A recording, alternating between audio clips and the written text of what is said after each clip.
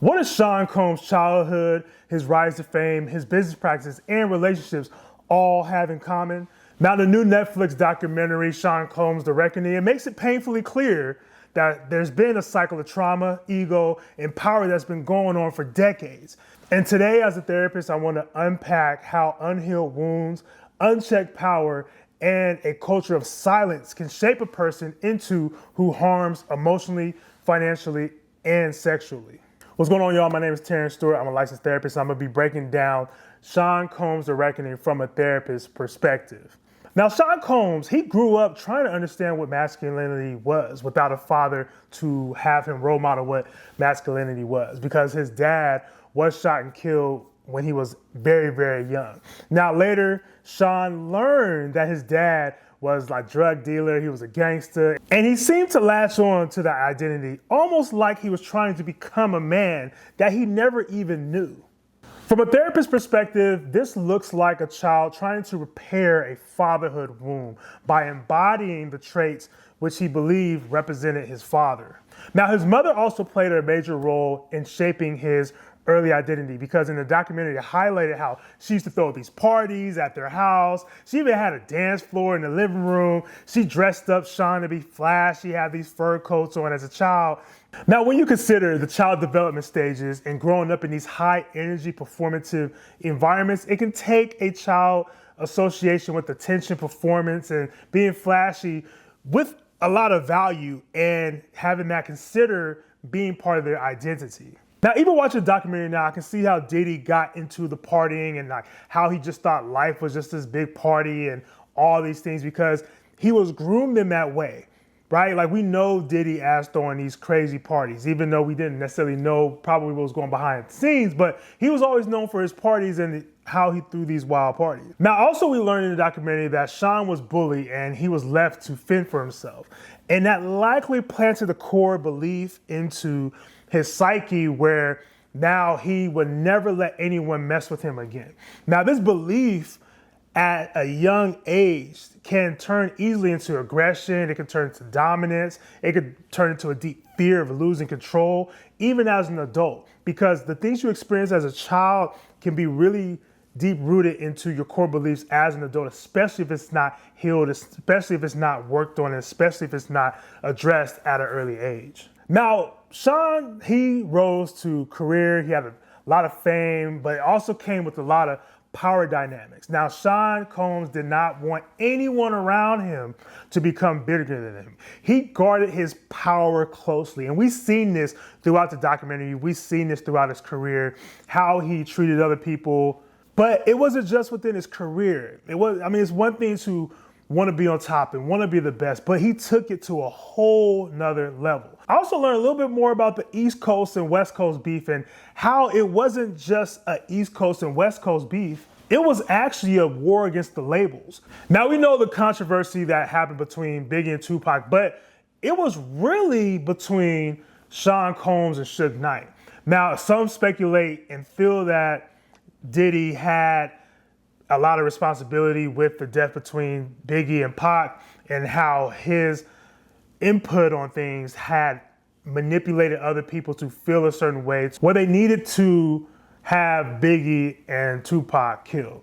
Now, whether this is true or not, I think the theme around this is around the ego, jealousy, and control that just keeps showing up. There's a theme that keeps showing up. Now, as a therapist, picking up on these themes, like, this isn't something abnormal. This isn't something that's just happening. The ego and jealousy and control continues to be a theme throughout his career.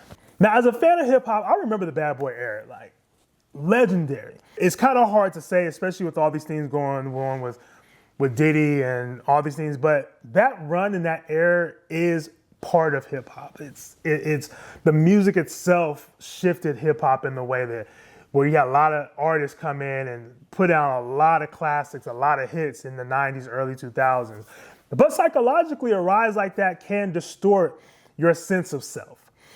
I feel as if when you're on top like that and nobody can tell you anything, because now you no longer have to go through people to ask things. You don't have to go through people to ask for permission to do things. You have a whole label of your own. So now it comes to a point where I felt like Diddy was like, okay, my power protects me, but my fame justifies me.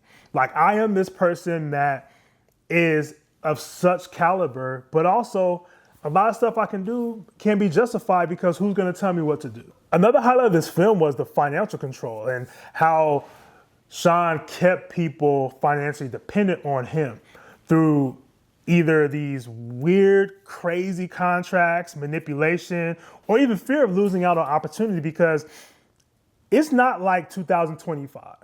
It's not like we have these entities like social media. We have these entities.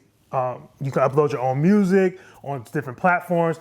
There were real gatekeepers in the music industry. There are real gatekeepers that you had to go through in order for your music to be pushed out. And at the time, Sean Combs was one of those people that you wanted to get on their good side so you can have your fame and have your music be pushed out. Now, most people only think about abusive relationships as either being physical or emotional violence. And that is not the case. When we talk about what was showing up in this documentary, even though there was a lot of abusive, physically, emotionally, and also sexual abuse, this documentary also showed a lot of financial abuse. And when someone controls the livelihood of somebody else, they actually control their choices as well, too. And what I mean by that is that Sean, since he controlled all the money and he had a lot of different ways and he controlled people's contracts and not giving them their money, they kept showing up thinking they're going to get paid.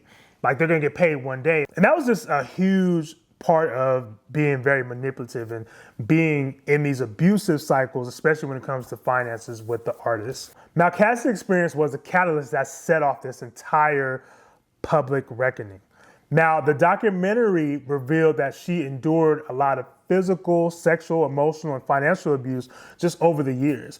And there were a lot of stories that involved a sex worker they hired, and there was just a lot of graphic things. If you guys seen the documentary, you guys know the stories I was being told where he was having sex with them for over 8 to 10 hours. Sometimes when he was on ecstasy and was given these pills, he was having sex for days on end.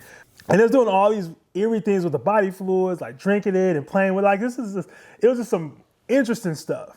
But my clinical observation of this is when somebody needs are extreme, such as the shocking sexual behavior and want to feel stimulated and regular sex just doesn't do it for them, it also triggers a thought for me from a clinical perspective of how Sean may have possibly been sexually abused when he was younger. And that's not saying he was, not saying he said he was in the documentary, but for somebody to be that hypersexual, it wouldn't surprise me if he experienced sexual violence at a young age. Now, people who grow up being hypersexual are usually exposed to adult activities way, way too early. And what happens is those people who are exposed to that often develop distorted scripts and distorted ideas on what sex actually is. So sex no longer becomes a form of intimacy or a form of pleasure. It becomes a performative act. And for him to have done all these things with the sex worker and watching Cassie have sex with the sex worker and all these things was kind of triggering for me, again, from a clinical perspective, that where is that coming from? Where is that coming from? And I would possibly say there possibly was some sexual abuse, especially at a young age. And I'm thinking about even early on where he had been exposed to a lot of parties and been exposed to a lot of different things at such a young age. I wouldn't be surprised if he was, or if he later came out and said that he was. Now, Cassie's story demonstrated the classic abuse cycle where it's control, there was the collapse, the apology, reward, and there's a repeat. Typically, even to break that down a little bit simpler, is you have the tension phase, the build up, and then you have the explosion. Now, we've seen this happen over and over again, and we don't always see it just in celebrities, but we also maybe experience it ourselves, or we've seen people go through these things, and we say, why is it hard for them to leave that relationship? When you're stuck in a cycle like that, in a psychological standpoint, yes, it's not just that easy to get up and leave. There's so much tied into it, and I didn't get the full story on what Cassie was actually experiencing because she didn't really speak for herself. A lot of other people were speaking for her in the documentary, but it is safe to say that she was in the abuse cycle, especially to be in that for so long and feeling trapped for so many years. Now, this documentary also revealed a lot of extensive history of Sean's substance abuse. Now, it was said in the documentary there was an alleged attempt for self-harm, and how he got addicted to drugs was after this attempt of self-harming himself. The doctor prescribed him some Percocet and some other psych medication that he reportedly started to get addicted to. Now, that's something that is very common where folks may not have intentionally wanted to get on some type of medication, but they start to feel the effects of the medication and then they start to want it more. So Percocets is one of those substances that is prescribed by doctors, but is also highly addictive. And a lot of folks do get addicted to Percocets, especially after the first time they try them. But it was also said that he was using GHB, and he was using GHB in the baby oil, which was very interesting. I had to look up for myself, what is GHB? And GHB is a drug known to create some euphoric feelings.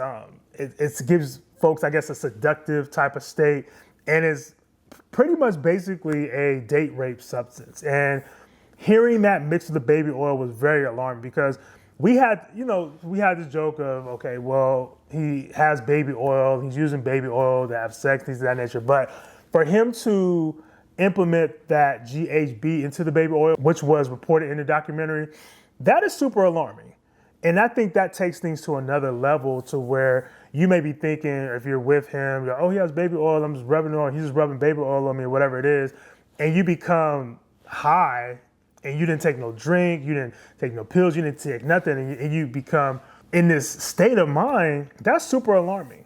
That is super alarming. So I think the joke around him having baby oil, even after watching the documentary, I was like, oh, well, that's actually not even funny. Now, one of the strangest parts, in my opinion, of this whole documentary was the verdict. Now, Sean, he hired a high-powered legal team. I'm talking about 8 attorneys, spent millions of dollars.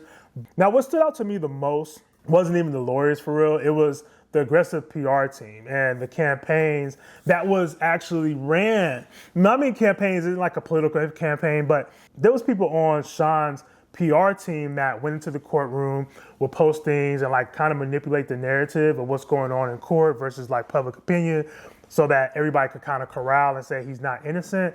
And what was troubling about that was when they shared the verdict, there was a lot of people saying, oh, that's Black excellence. Now, being part of the Black community, I will say that there is nothing excellent about this whole situation, because it's very tragic, it's very painful, it's very traumatic. Now, my hope is that everybody involved, victims, family, communities, we can find healing in this, because no matter what level or frame or verdict that we may have, there's a lot of healing that needs to take place on all levels, because a lot of harm was done throughout this process and over the years. Now, I appreciate y'all for tapping in. Make sure you guys like, share, subscribe, do all the great things, keep these videos rocking and rolling. Until next time, take care of yourselves and take care of each other. Peace.